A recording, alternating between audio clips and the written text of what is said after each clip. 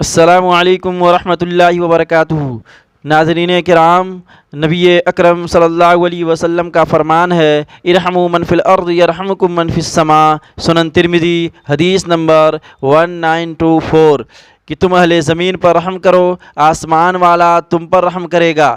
اس حدیث کے ابتدائی الفاظ یہ ہیں کہ الراحمون یرحمہم الرحمن تبارک و تعالی، کہ رحم کرنے والوں پر رحمان تبارک و تعالی رحم فرماتا ہے۔ اس حدیث کا مطلب یہ ہوا کہ جو شخص اس بات کو پسند کرتا ہے کہ اللہ تعالیٰ اسے اپنے رحمت دامن میں ڈھانپ لے، تو اسے چاہیے کہ وہ اللہ کی مخلوق کے ساتھ رحم و کرم کا معاملہ کرے۔ اہل زمین میں انسانوں کے ساتھ ساتھ جانور، چوپائے، چرند پرند سب شامل ہیں، کیونکہ یہ بھی زمین میں ہی بستے ہیں۔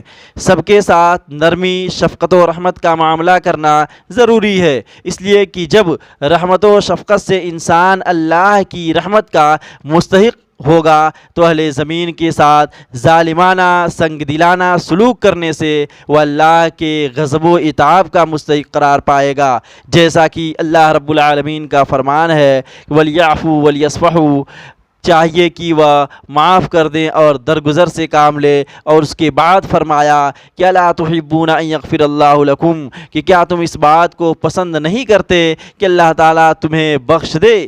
یعنی اگر آپ اللہ کی رحمت کی خواہش مند ہیں تو آپ بھی لوگوں کو ان کی غلطیاں، ان کی کوتاہیاں معاف کر دیا کریں۔ گویا آپ مخلوق کے ساتھ جیسا معاملہ کریں گے، خالق کائنات آپ کے ساتھ بھی ویسا ہی معاملہ کرے گا۔ اور کسی شاعر نے کیا ہی خوب کہا ہے، کرو مہربانی تم اہل زمیں پر، خدا مہرباں ہوگا عرش بری پر، خدا رحم کرتا نہیں اس بشر پر، نہ ہو درد کی چوٹ جس کے جگر پر۔ اخیر میں اللہ رب العالمین سے دعا ہے کہ الہ العالمین ہم تمام لوگوں کو آپس میں الفت و محبت سے رہنے کی توفیق دے، آمین۔